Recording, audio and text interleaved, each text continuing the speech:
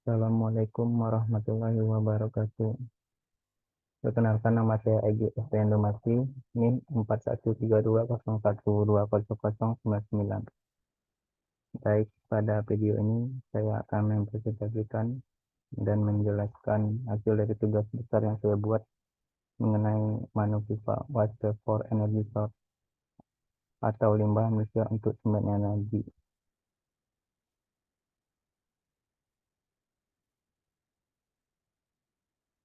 Sebelum masuk ke intinya, saya akan menjelaskan pengertian dari limbah. Limbah adalah bahan buangan atau bahan sisa yang tidak digunakan lagi dari hasil kegiatan manusia, baik pada skala rumah tangga, industri, maupun pertambangan pada konsentrasi tertentu. Kehadiran limbah dapat berdampak negatif terhadap lingkungan dan terhadap kesehatan manusia, hewan, dan tumbuhan. Namun, terdapat berbagai dampak positif juga apabila dikelola dengan baik dan benar. Jenis-jenis dari limbah yang umum di kalangan manusia sekitar masyarakat adalah berdasarkan sinyal dari limbah tersebut. A. Limbah organik. Limbah organik adalah limbah yang berasal dari makhluk hidup yang mudah diuraikan secara alami dan mudah membusuk. Contohnya seperti dedaunan, buah-buahan, rumput sisa makanan, kotoran hewan umumnya sering dijumpai di rumah tangga, industri, pertanian, dan lain-lain. B. Limbah anorganik. Limbah anorganik adalah limbah yang berasal dari sisa aktivitas manusia. Limbah ini sulit terurai secara alami dan membusuk secara alami. Limbah ini sangat berbahaya bagi manusia dan makhluk hidup lainnya. Contohnya seperti plastik, botol minuman bekas, kaleng minuman, kain, kertas, dan lain sebagainya. C. Limbah B3. Bahan berbahaya beracun atau B3 bisa mengancam dan membahayakan lingkungan hidup, baik manusia, hewan, tumbuhan, karena terdapat senyawa berupa logam berat seperti Al, Cr, Cd, Cu, Fe, Pb, Mm, G, dan Zn. Dapat ditemukan pada zat kimia seperti cyanida, fenol, pestisida, sulfida, dan lain sebagainya.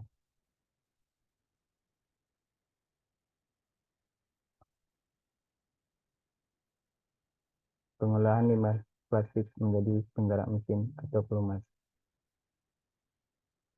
Ini dari inti tugas besar saya, pendahuluan.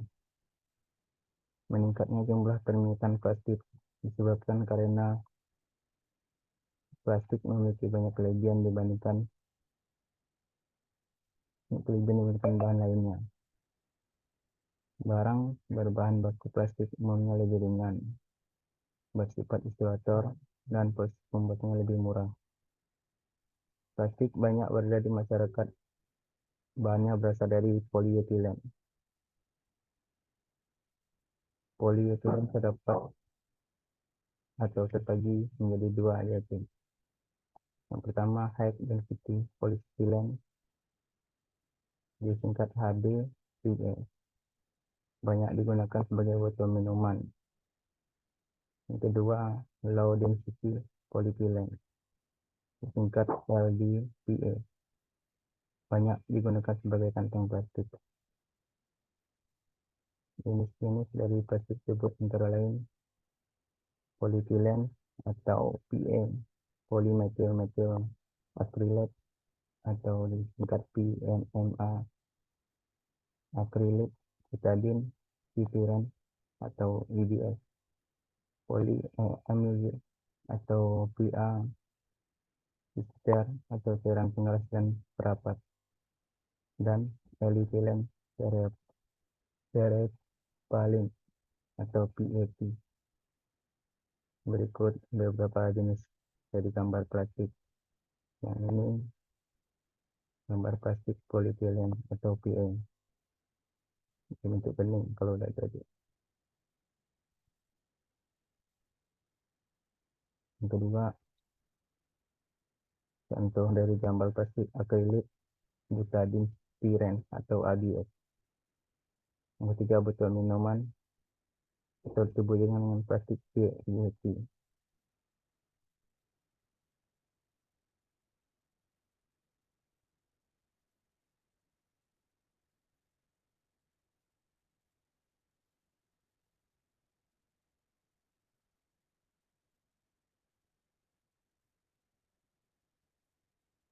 Yang keempat, gambar plastik polymethyl methyl acrylate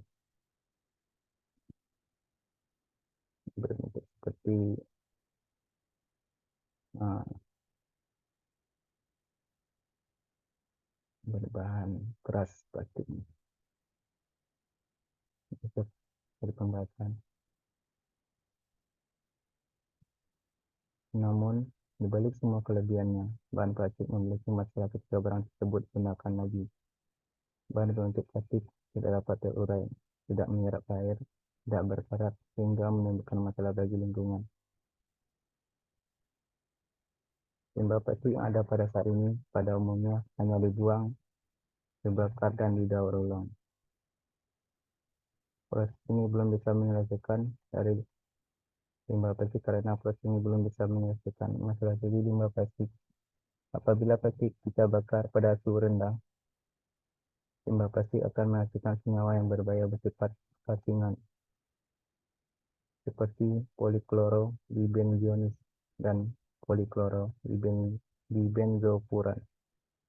Untuk menghilangkan sifat karsinogen akibat pembakaran, limbah plastik itu dibakar pada suhu tinggi hingga 1000 derajat Celcius hingga tidak ekonomis. Daur ulang merupakan satu-satunya cara untuk dapat mengurangi limbah plastik. Namun hanya sedikit limbah dari plastik yang dapat didaur ulang dan bahan hasil daur ulang mempunyai kualitas yang rendah sehingga metode daur ulang dipandang tidak efisien untuk memecahkan limbah plastik.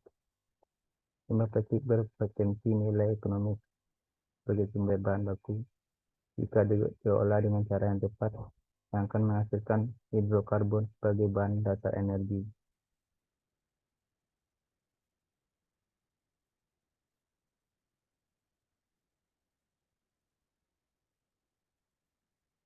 Proses konservasi atau pengolahan dari limbah plastik. Selama ini, sumber energi yang dapat digunakan untuk kehidupan masyarakat berasal dari fosil, baik dari batu bara maupun minyak bumi.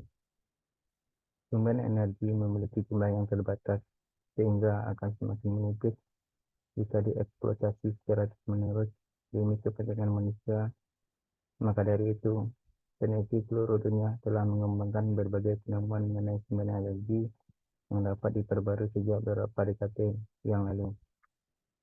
Sumber energi tersebut antara lain geotermal, energi solar, hidroenergi, biomas, biogas, biofuel, dan lain sebagainya. Maka dari itu, penelitian melakukan beberapa proses pengolahan limbah plastik menjadi minyak penggerak mesin, meliputi beberapa tahapan yaitu yang pertama, proses pirolisis. Pirolisis adalah teknik pembakaran sampah tanpa O2 dan dilakukan pada suhu tinggi yaitu antara 800 derajat Celcius sampai 1000 derajat Celcius. Teknik ini mampu menghasilkan gas pembakaran yang berguna dan aman bagi lingkungan. Teknologi pirolisis ini dapat dikatakan sebagai metode yang ramah lingkungan, sebab produk akan menghasilkan CO2 dan H2O yang merupakan gas non-toksik. Proses pirolisis menghasilkan senyawa hidrokarbon cair mulai dari C1 hingga C4 dan senyawa-senyawa rantai yang panjang seperti parafin dan olefin. Yang kedua, proses hidrotesting atau hidrocracking adalah proses penyulingan untuk memisahkan unsur yang dihasilkan pada proses pirolisis. Ini bertujuan untuk mengurangi dan menghilangkan senyawa aromatik dan senyawa polar. Ketiga, proses hidroisomerisasi. Pada proses ini digunakan katalis khusus yang berfungsi menjalankan molekul-molekul mempunyai viskositas yang tinggi. Penelitian dalam mengubah limbah plastik menjadi minyak kemas telah dibuktikan oleh Stephen G. Miller bersama rekan-rekannya tahun 2005. Dalam publikasi penelitian pada jurnal American Chemical Society, penelitian tersebut Miller memanaskan plastik polietilen menggunakan metode pirolis. Metode pembakaran sampah sekaligus penyelingan tanpa oksigen dengan suhu tinggi 800 sampai 1000 derajat Celcius. Ini ramah lingkungan karena menghasilkan gas CO2 dan H2O. Selain gas ketika dipanaskan, polietilen juga membentuk suatu senyawa hidrokarbon cair, mulai dari C1 dan C4, dan senyawa rantai panjang seperti parafin dan olefin, yang memiliki bentuk mirip wax atau lilin. Banyaknya plastik yang teroleh adalah sekitar 60%, suatu jumlah yang cukup banyak. Laju degradasi konversi polietilen menjadi hidrokarbon telah diteliti oleh ATA tahun 2003. Struktur kimia yang dimiliki senyawa hidrokarbon cair tersebut memungkinkannya untuk diolah menjadi minyak pelumas berkualitas tinggi. Hal ini disebabkan karena sifat kimia senyawa hidrokarbon cair dari hasil pemanasan limbah plastik mirip dengan senyawa hidrokarbon yang terkandung dalam minyak mentah, sehingga dapat diolah menjadi minyak pelumas. Pengolahan hidrokarbon cair hasil pirolisis limbah plastik menjadi minyak pelumas dapat dilakukan dengan metode hidroisomerisasi dan hidrocracking. Dalam metode hidroisomerisasi merupakan proses menggunakan katalis khusus yang berfungsi menjadikan molekul-molekul isomer mempunyai viskositas yang tinggi, tingkat titik beku yang rendah, dan menjadikan pelumas dasar yang isoparafinik. Sedangkan pada hidrocracking, hasil dari proses pirolisis dimasukkan ke dalam tungku penyelingan pada tekanan atmosfer dan kemudian divakum untuk memisahkan unsur-unsur yang dihasilkan pada proses awal. Proses ini berguna dalam mengurangi atau menghilangkan komponen aromatik dan komponen polar yang dihasilkan dari proses pirolisis.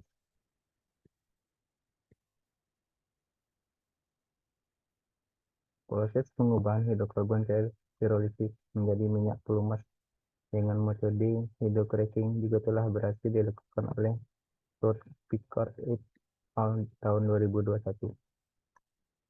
Mereka meneliti proses pengubahan LDPE, PP, PVC atau LDPE, dan PVC atau PV dengan menggunakan sistem hidrocracking pada refiner. Pada percobaan tersebut di hidrocracking dengan menggunakan katalis H2SN, 5 kobalt dengan karbon aktif CO, CaC, dan DHC-8. Katalis komersil silika alumina pada bahan autoclave dengan suhu 425 derajat Celcius sampai 450 derajat Celcius. Penambahan polimer pada Q60 yang berakibat pada penurunan hasil gas dan kenaikan pada hasil cairan. Katalis. Pada proses konversi limbah plastik menjadi semen energi, katalis memegang peranan penting dalam kualitas hidrokarbon yang dihasilkan. Katalis digunakan untuk menurunkan energi yang terjadi pada proses pembakaran. Katalis juga berperan untuk menurunkan konsentrasi klorida atau C1 yang ada pada cairan yang terbentuk sebagai hasil produk pembakaran. Katalis digunakan pada umumnya adalah zeolite, polysilate, komponen, pseudobolmil komponen, dan clay komponen. Kesimpulan dari materi ini adalah limbah plastik yang dapat menyebabkan pencemaran lingkungan dapat diolah menjadi energi. Proses pembakaran limbah plastik menjadi energi dikenal dengan istilah cracking atau perangkahan. Perangkahan yang terjadi pada plastik merupakan pemutusan ikatan rantai karbon penyusun plastik. Plastik tersusun atas molekul hidrokarbon yang berasal dari fraksi minyak bumi. Plastik yang tersusun dan mempunyai struktur paling sederhana adalah polietilen atau PE. Susunan molekul dari PE terdiri atom karbon. Baik, hanya itu dari presentasi mengenai limbah manusia yang dijadikan untuk pembangkit energi.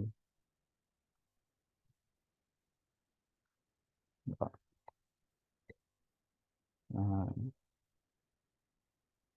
saya akan mengakhiri video kali ini. Kalau ada kesalahan, kekurangan dari penyampaian materi, saya mohon maaf. Dari dengan wabillahi taufiq wal hidayah. Assalamualaikum warahmatullahi wabarakatuh.